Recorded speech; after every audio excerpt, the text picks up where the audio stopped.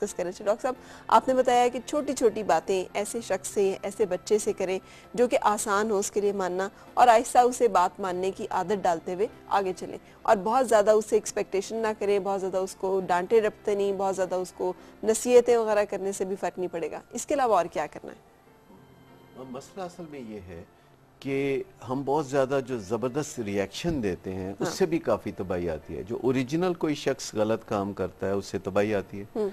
फिर जो बाकी फैमिली मेंबर उस पर अपना पूरा फुल ब्लोन रिएक्शन देते हैं तो उस रिएक्शन से भी बहुत तबाही आती है। ठीक है, तो क्या जैसे आपने देखा होगा कि डर्मेटोलॉजिस्ट आपको बताते हैं कि किसी जगह खुजली ना करें। हाँ।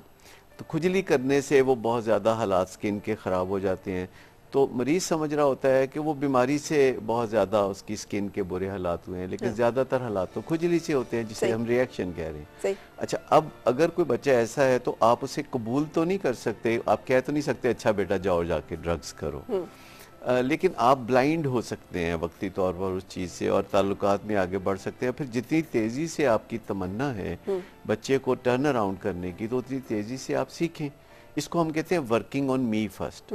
जब वालिदैन या फैमिली मेम्बर्स काउंसलिंग में आते हैं, जिसे हम इनडायरेक्ट काउंसलिंग कहते हैं, तो वो पूरे दर्द दिल के साथ आते हैं। जबकि अगर आप पुश करेंगे ऐसे बच्चे को काउंसलिंग में जिसके हालात ख़राब हुए हुए हैं या जो ड्रग्स में इन्वॉल्व हुआ हो, तो वो बच्चा तो आना नहीं चाहेगा। अगर वो आएगा बहुत दबाव के साथ तो वो संजीदगी से सरेंडर नहीं करेगा, वो अपना दिलो दिमाग खुला नहीं रखेगा, वो टाइट होकर बैठेगा।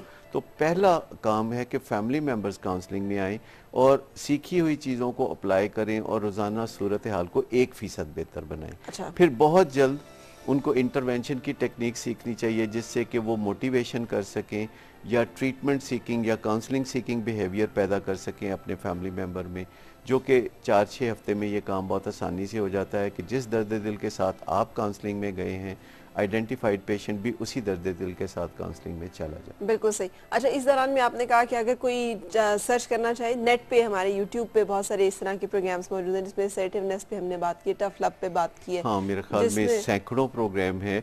अगर डॉक्टर सदाकत अली लिखें यूट्यूब पे जाके तो वो सारे प्रोग्राम डाउनलोड होते हैं, तो आपको टॉपिक्स से पता चल जाएगा कि आपके काम के प्रोग्राम कौन से हैं। और अगर आप उन्हें बार बार सुने, जो कि यूट्यूब पे एक फैसिलिटी है कि आप बार बार उन्हें सुन सकते हैं और फिर आगे प्रोग्राम सजेस्टेड भी होते हैं। इसमें बहुत सारी ऐसी टेक्निक्स हमने डिस्कस की हैं जो इनडायरेक्टली हेल्प आउट करती हैं हमें। Thank you so much doctor साहब, गॉड ब्लेस यू।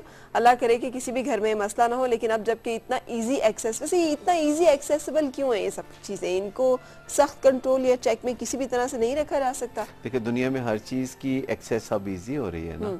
पहले आप टेलीफोन लगवाना होता था, वजीरों से सिफारिशें होती थी। अब घर पे डिलीवर हो जाती है सिम। तो हर चीज़ की इजी एक्सेस है, ड्रग्स भी उनमें से एक है। जिस चीज़ की डिमांड होगी तो उसकी एक्सेस हो जाएगी। इस बारे में कुछ नहीं किया जा सकता, इस बारे में कुछ सिर्फ नहीं सिवाय इसके कि हम अपने बच्चों को अपने पाँव की तरफ आती हुई आग से आप बच सकते। बिल्कुल सही कि हम अपने आप को, अपनी फैमिली को इसको बचाने के तरीके जो हैं वो जाने।